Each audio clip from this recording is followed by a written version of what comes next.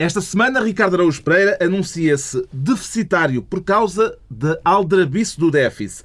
João Miguel Tavares está exaltado com Exaltino e Pedro Mexia confessa-se roto por causa da ruptura no Bloco. Está reunido o Governo Sombra.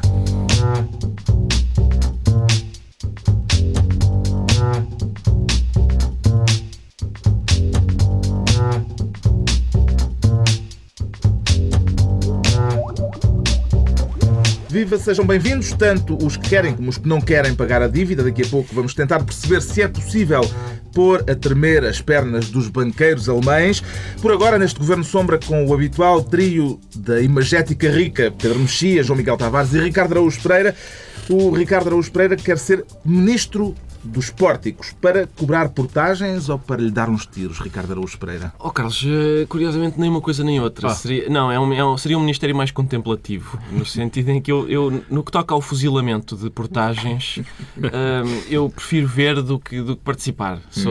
Gosto mais de ter essa pose mais, lá está, contemplativa. Estamos a falar dos atos de vandalismo na A22, no Algarve, Exato. A antiga Via do Infante, contra o sistema de portagens que entrou em vigor esta semana. Justamente, os tiros contra... Que atingiram, aliás, um portageiro, um funcionário. Exato, mas são tiros... Atenção, não é portageiro, são porque tiros, não tem portageiro. Eu sei que mais à frente vai haver uma hermenêutica bastante, enfim, rebuscada acerca de declarações. Eu não pretendo ser um hermeneuta tão capaz, mas interpretando as intenções dos autores dos disparos, os disparos são só para o pórtico. O desgraçado que levou um balásio foi por acidente. E eu sou uma pessoa, como sabem todos os que aqui estão, que tem o dedo no pulso da história. Que é dos sítios mais decentes da história para ter o dedo. E eu estou sempre a sentir o pulsar da história e gostava de enquadrar estes tiros aos pórticos, porque estamos novamente no início de um século. No início do século passado houve o regicídio, temos agora o portagicídio no início deste. Há qualquer coisa no dialbar dos séculos que excita o gatilho. E, portanto, é óbvio que no início do século que vem alguém ou alguma coisa vai levar um tiro também. Quando Portugal estiver mergulhado numa crise, vamos supor que daqui a um século Portugal, exato, se existindo, estará numa crise. Mas eu acho interessante esta ideia de abater um objeto inanimado. Porque uma coisa é, estou descontente com a monarquia, dou uma chumbada no rei. Estou descontente com as portagens, dou uma chumbada nas portagens. É tão denotativo que eu temo que o descontentamento das pessoas leve a que haja muito mais tiros de hoje em diante. Estou descontente com a meia hora a mais. Vou dar uma chumbada no relógio de ponta. Lá está. Mas há há um avanço civilizacional. Sem dúvida. Mas o que se ganha em civilização perde-se em eficácia. A questão central é mais difícil de substituir. Ser cobradas portagens onde antes se passava sem haver portagem. Certo. Eu tenho que apresentar dois protestos. Não. Desculpem, tenho de apresentar dois protestos. O primeiro é, se vamos discutir as questões centrais, então se calhar chamam outra pessoa para debater. A segunda eu não acho que essa seja a questão central, porque de facto, este é o método, é questionar que a questão central seja a questão central. Porque, na verdade, estas estradas nunca foram gratuitas. Os contribuintes pagaram e de que maneira estas estradas? Porque houve aqui mais uma parceria. Muito bem, Ricardo. Houve aqui mais uma parceria, outra vez, entre o governo, entre o Estado e um privado qualquer que fez as portagens. O Estado, que somos nós todos, assumiu as portagens. Mas há uma diferença conceptual e prática entre impostos e taxas. Certo, pois há. Mas o certo é que nunca foram gratuitas. Isto nunca foram. Mas as pessoas passavam lá e não desembolsavam. Não se notava. À vista. Desembolsavam no IRS. Compreende estes atos de desobediência civil, chamemos-lhe assim, Pedro Mexia? A chumbada nunca me parece ser geralmente a atitude. Eu, quando ouvi a notícia pela primeira vez e me disseram que tinha sido atacado um pórtico, eu pensei, estes gregos, pensei que tinham atacado o Partenon ou coisa do género, só depois é que percebi que era na autoestrada. Eu gostava de utilizando essa técnica do Ricardo de disparar sobre coisas inanimadas. Isto é uma coisa lateral, mas é uma nota vocabular que eu não posso deixar de fazer aqui. Eu gostava de disparar sobre o verbo portajar, que é um verbo que insidiosamente entrou na linguagem jornalística e era sobre o verbo portajar mais do que sobre as portagens que eu dispararia. Agora, no caso no caso A22. do vandalismo. A22 não. Além do mais, o que chama a atenção é para uma outra coisa que também se passa, que provavelmente não há ligação nenhuma entre uma coisa e outra, a não ser serem no Algarve. O crime no Algarve, não sei se têm estado com atenção a isso, o crime no Algarve está pujante. O que vale é que é um sítio sem turistas e que, portanto, o crime não afasta ninguém. Houve também notícias de que o roubo de carros para retirar matrículas aumentou muito, o que indicia, aliás, que haverá quem quer passar com matrículas de outrem pelas portagens que agora entraram em vigor. Não sem matrícula nenhuma? Não, com a matrícula alheia. Sim, okay. sim. Isso é bonito. E aquelas técnicas também para aquilo refletir e não dá para fotografar. A GNR vai, entretanto, patrulhar os pórticos e veio a público que essa operação implica que sejam retirados ao patrulhamento regular 60 efetivos. Que leitura é que faz desta informação, João Miguel Tavares? É assim, se a pergunta é se um poste de alumínio tem o mesmo direito à dignidade que uma velhinha do Monte Algarvio que está a ser assaltada por bandidos, a resposta é sim. Eu diria, não protejam a velhinha em vez do pórtico. Agora, não protejam? Não protejam a velhinha em vez do pórtico. Não, acho que as velhinhas valem mais do que postes de alumínio. Agora, de facto, eu diria que há ali alguma altercação da ordem pública, mas de qualquer forma, como é evidente que aparentemente há 60 guardas que foram chamados para guardar os pórticos, claro que já veio um representante da Associação Portuguesa dos Guardas manifestar-se. E cada vez que um sindicalista fala, eu geralmente paro para ouvir. E este sindicalista já disse coisas absolutamente maravilhosas sobre estas 60 pessoas, coitadinhas, desgraçadas, que foram mandadas para ali. Já vieram a prova de bala. Exatamente. Claro. Isso sim. Já veio protestar a dizer que eles têm que comer as refeições no local. Veio protestar a dizer que não há condições sanitárias. Porque a ingestão de chumbo faz muito mal. Estás a olvidar. Já veio dizer que não há condições sanitárias, ou seja, eles às tantas têm que fazer o xixi atrás da moita. Têm que fazer o xixi atrás da moita. E também já veio dizer que eles apenas dispõem das viaturas para se abrigarem. Ou seja, portanto, este sindicalista acha que devia-se construir uma barraca, provavelmente um posto da GNR, que é para as pessoas que ali estão terem boas condições. E, sobretudo, a minha declaração. Não, tu achas bem, não é? Trabalhar em boas condições.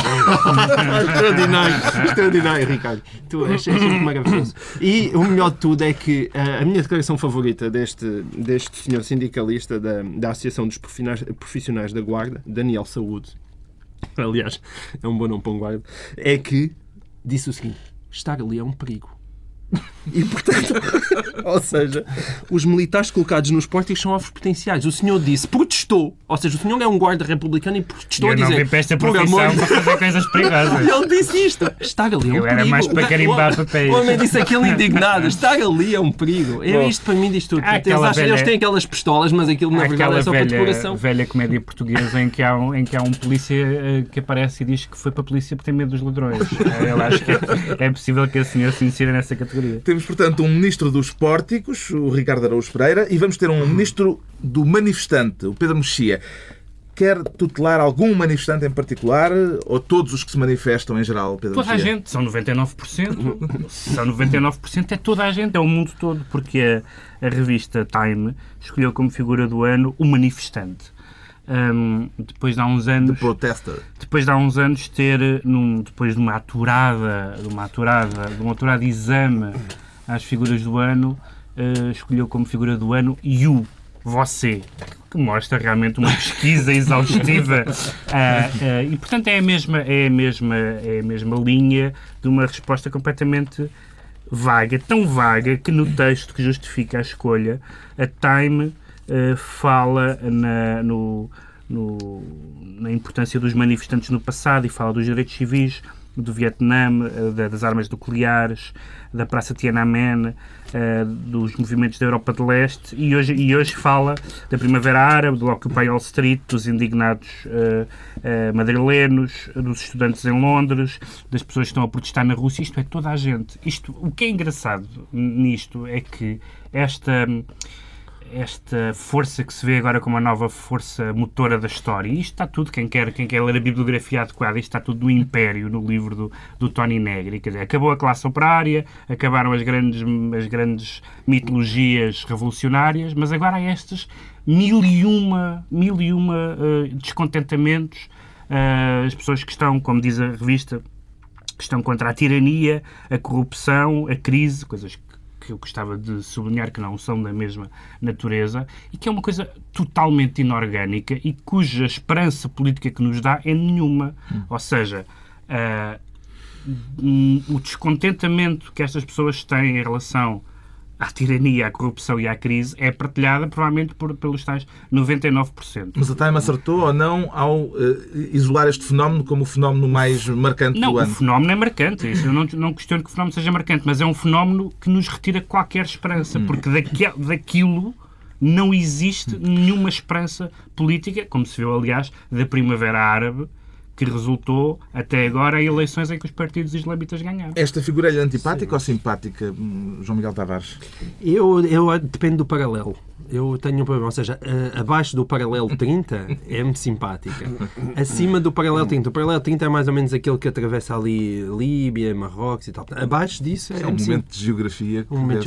É-me simpática. Acima do paralelo 30 depende muito. Ou seja, isso é que é essa confusão a que eu acho que é quase ilegítima. Embora eu acho que, evidentemente, os movimentos marcaram muito o ano. Agora, não podemos pôr debaixo do mesmo alpendre aquelas pessoas que andam a morrer, ou mesmo na Síria, para terem um regime novo e terem uma liberdade diferente, com os tipos que andam basicamente a subir as escadas da Assembleia da República e a empurrar polícias ou a enfiar balásios nos pórticos da A22. Não é da mesma ordem. Deixa-me só dizer que se é para elogiar o peso da rua, eu acho que falta nestas listas movimentos importantes, por exemplo, os fascistas que são contra a imigração à Itália, o Tea Party nos Estados Unidos, porque, quer dizer, a rua ou a moralidade ou comem todos.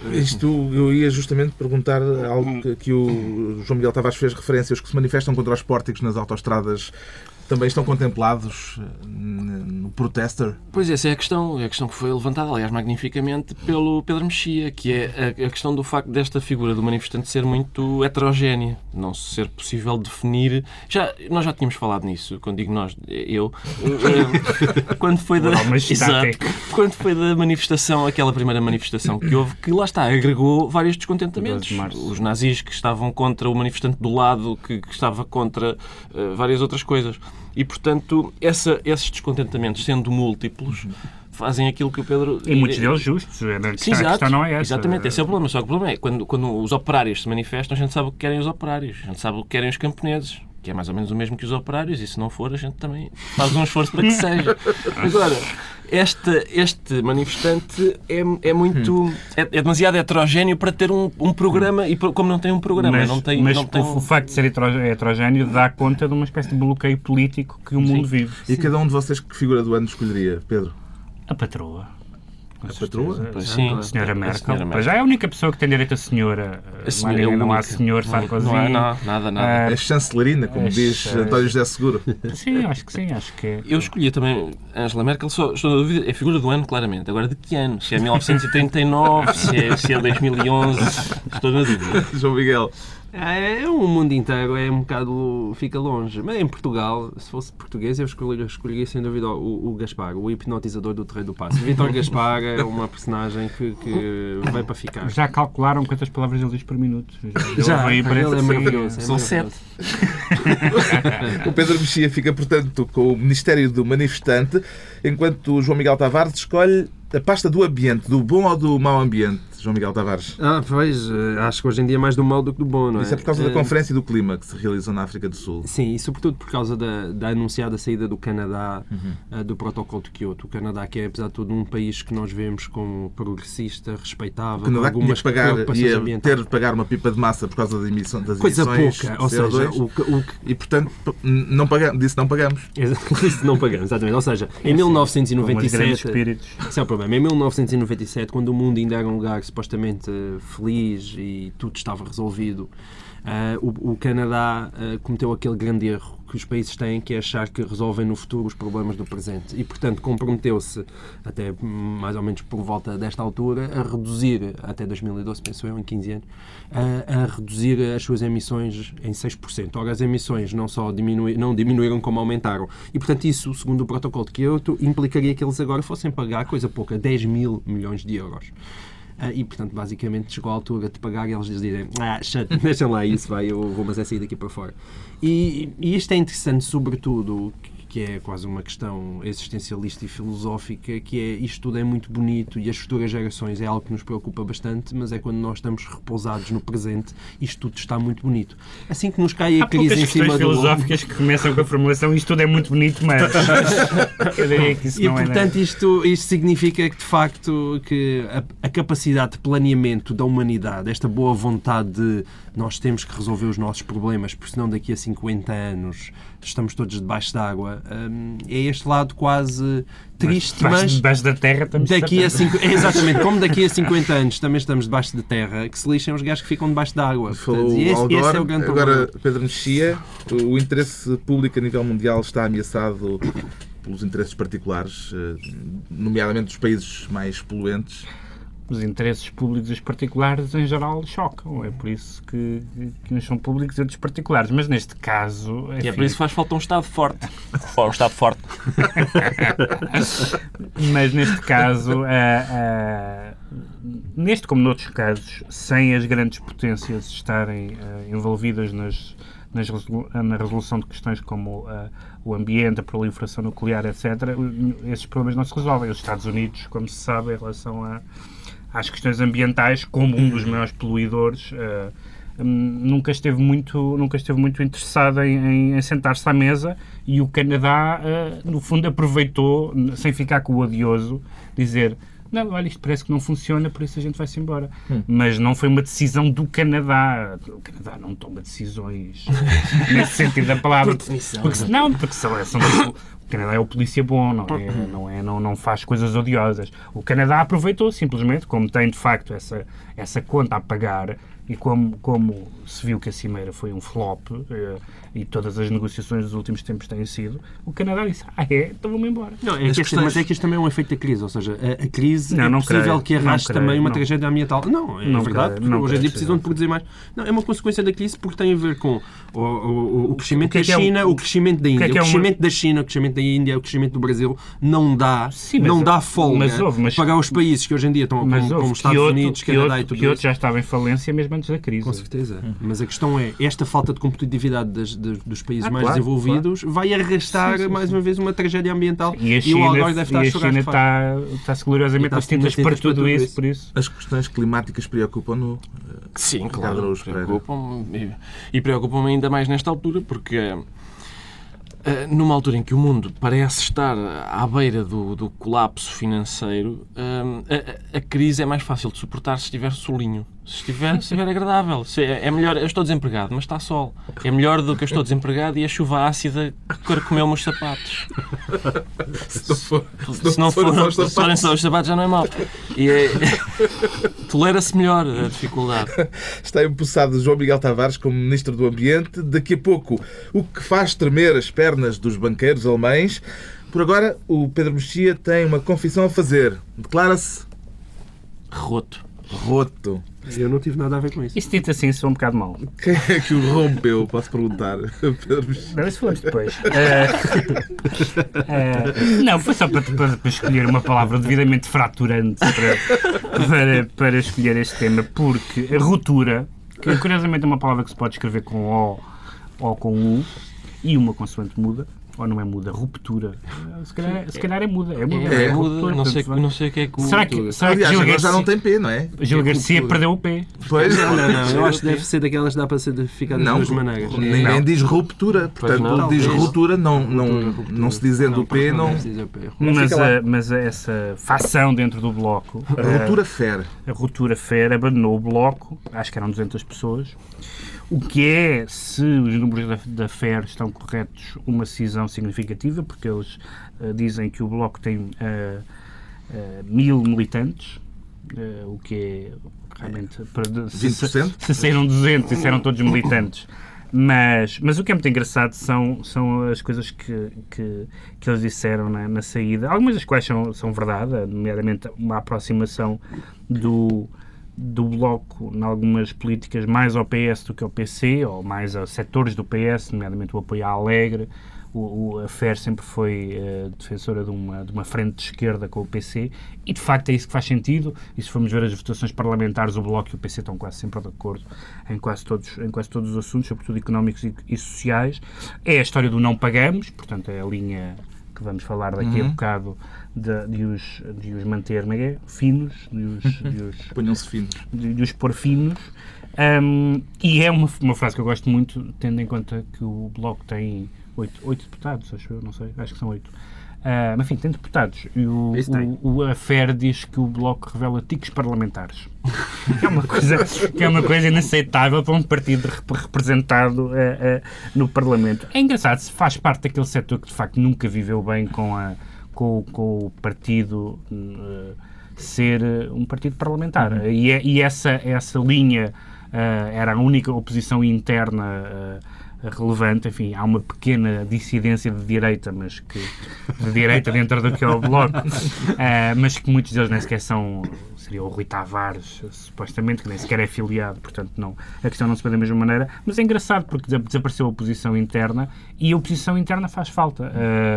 Neste momento, depois dos resultados eleitorais que o Bloco teve e depois da saída da oposição interna, parece que o Bloco continuará a não tirar nenhuma conclusão do que aconteceu. Eu acho que isso é interessante. Para mim, que não sou do Bloco, é especialmente interessante que isso esteja a acontecer. Gil Garcia, o rosto deste movimento de dissidentes que agora abandona o Bloco, já admitiu a possibilidade de vir a surgir um novo partido. Que viabilidade é que tem uma nova força política de extrema-esquerda, João Miguel Tavares? Eu diria que o país precisa tanto de mais um partido de extrema-esquerda como um alcoólico precisa de uma garrafa de vinho. Citando o presidente do Bundesbank, creio, não é? Agora, vamos ver uma coisa. Pode ser divertido. Eu quero assistir a um debate entre, por exemplo, Gil Garcia e Garcia Pereira. Deve ser uma espécie de Dupont e Dupont de Garcias para a extrema-esquerda portuguesa. Ou seja, é mais uma inutilidade, uma quinquilharia do sistema político português. Mas, portanto, é bonito de ver. Simultaneamente, para mim, seria sempre bonito de ver, porque como vai ser completamente inútil, eles nunca conseguiram ir a lado nenhum, portanto, certamente, tão depressa não elegem deputados, estão à vontade, basicamente. Do seu ponto de vista, o que é que o Bloco perde com o abandono deste grupo de militantes, Ricardo Araújo Pereira? Não sei bem, eu nunca votei em nenhum partido que não fosse ou o Bloco ou o PC. Ora voto no Bloco, ora voto no PC. E o que é curioso é dizer isso em voz alta. Faço parte do eleitorado flutuante. E portanto, mas sempre achei que votava no Bloco, quando votava no Bloco, apesar da ruptura FER e não por causa da ruptura FER. O Daniel Oliveira escreveu... Não era a favor da criação de brigadas de Mujahideen. Não, o Daniel Oliveira escreveu no blog dele que não havia ninguém dentro do Bloco de quem ele discordasse mais. Se calhar discordou sistematicamente destas pessoas da ruptura FER, mas que ele acha que fazem falta... Eu não tenho assim tanta certeza, porque as discordâncias não eram de matérias superficiais. Duvido que fossem sobre pormenores, não é? As discordâncias que as pessoas do Bloco não cavernícolas tinham com a ruptura FER, eu não sei se eram questões de pormenor. Está explicado porque é que o Pedro Mexia aparece aqui a assumir-se aquilo que já foi dito. Quanto ao João Miguel Tavares, vem exaltado com exaltino. Tenho ideia, aliás, de já ter ouvido o mesmo estado de espírito esta mesa há umas semanas atrás, João Miguel Tavares. Pois, acontece com frequência, o que Santos fica bem. Mas a sua exaltação deve-se ao facto do Presidente da Câmara de Oeiras ter ganho um recurso judicial. Exatamente. Nós estávamos à espera que ele já não ganhasse mais nenhum recurso, a ver se ia preso, porque é uma coisa que parece que a justiça portuguesa ordenou. Mas não. O recurso desta vez tem a ver com a alegação de que os crimes de fraude fiscal pelos quais ele foi condenado já prescreveram. Já prescreveram. Eu não faço ideia se as coisas prescreveram ou não prescreveram, porque eu infelizmente percebi demasiado tarde. É uma tecnicalidade. Não, eu percebi demasiado tarde na vida que me devia ter licenciado em Direito. Eu acho que, aliás, o Nuno Crato devia se preocupar com isso. Hoje em dia preocupa-se com o português, que é matemática, com o inglês, e eu acho, por exemplo, que o meu filho Gui, que hoje em dia está quase a fazer 4 anos, já tem boa idade para ser introduzido ao Direito e começar a saber o que é que significa um arguido. Porque as pessoas precisam... Em que faz já agora? É que, de facto, as pessoas precisam, os miúdos precisam de saber isso. É impossível compreender Portugal sem compreender. E o Jornal Sol há uns tempos fez um trabalho engraçado porque tentou fazer contas. E eles chegaram à conclusão, e mesmo assim se calhar por baixo, que já ia em 29, entre recursos e exposições a tribunais, apresentou para uma média de um recurso por mês desde que foi condenado em 2009. isto parece que chegou num dia só a apresentar 3 posições diferentes à juíza. E, entretanto, claro, já gastou alguns 90 mil euros, sem contar com os honorários dos advogados. E, portanto, é esta a justiça que nós temos. E hoje, deixa-me só acrescentar isto, não tem a ver com o Isaltino, mas estava eu a ler, o Correio da Manhã faz um trabalho sobre o julgamento do Taques Parque, que, em princípio, vai ser adiado. Também. E porquê? Já começa adiado, ou seja, ainda não começou, já vai começar adiado o julgamento. E porquê? Porque parece que os arguidos não se entendem sobre o local onde devem ser julgados. Eu não percebo nada de direito, mas são os arguidos é que têm que decidir o sítio onde vão a tribunal. Então, parece que um deles levantou a questão da incompetência territorial. Ou seja, eu não posso ser julgado aqui por incompetência territorial. Um achou que deveria ser julgado na cidade onde se encontra a sede do Taques Parque, porque foi aí que se terá consumado o crime, diz ele. O outro, o Ministério Público, deu-lhe razão, mas o Rui Pedro Soares contestou e alegou que o caso devia manter-se em Lisboa, enquanto o João Carlos Silva defendeu uma teoria diferente, já que a notícia do crime ocorreu em Aveiro, em Aveiro que aquilo deve ser julgado. E eu pergunto se um gajo que anda a pifar, a gamar autorrádios, se ele também tem direito a escolher onde é que vai ser julgado, qual é que é a sua comarca. E pronto, isto pode agarrá-los em vários conceitos. Isso é melhor do que, apesar de tudo, do que aconteceu do caso Rui Pedro, que acabou a cassete. Durante umas alegações. Pronto, é o país que temos. Portanto, mas para ser positivo, por favor, ponha as crianças a partir da pré-primária a estudar direito. Está difícil ver o seu edil a cumprir a pena a que foi condenado, Ricardo Araújo Pereira. Sim, está difícil, até porque autarca preso é um oxímoro, e aproveito para assinalar que se trata de uma palavra que não é esdrúxula. É um oxímoro. Porque durante muito tempo disse oxímoro, erradamente. E como logótipo. E, portanto, a autarca preso é de facto... exato, e clítoris. Essa sim é a palavra esdrúxula. Dos casos. Não, é quase sempre esdrúxula. Mas... lá está, eu acho que há um lado positivo nisto, que é, em casos, não estou a falar deste caso em particular, mas em casos semelhantes, ou dissemelhantes, mas em que um autarca, vamos supor, num mundo fantasioso, pretenda cometer um ato de corrupção, fica sempre aquela dúvida de depois vou gastar um balúrdio em recursos. Tudo o que eu amealho com este esquema manhoso que estou a inventar vou desperdiçar em advogados e custas de tribunal, mais vale estar quieto e trabalhar para o bem da população. Pode ser esse. Pode ser. Este caso desacredita mais a política ou o sistema judicial, Pedro Mexia? Não desacredito o sistema judicial. O sistema judicial trabalha com as regras que existem, que se pode argumentar, e muitas vezes é argumentado, que é excessivamente garantístico e que permite uma série de manobras que atrasam os processos e que, em alguns casos, até podem levar à prescrição. Agora, o que eu acho é que o país precisa urgentemente de alguém que vá preso. A sério, do ponto de vista antropológico,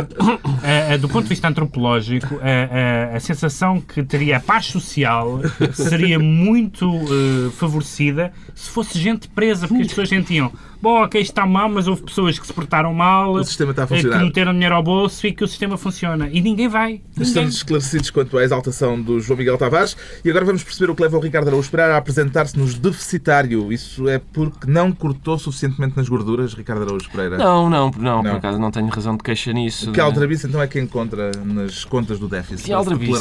Foi a palavra que eu escolhi. Exatamente. Eu analisei cuidadamente o orçamento e o déficit, a questão do déficit, e apliquei, enfim, dei bom uso às noções de ciência política que adquiri na universidade e escolhi a palavra aldrabice.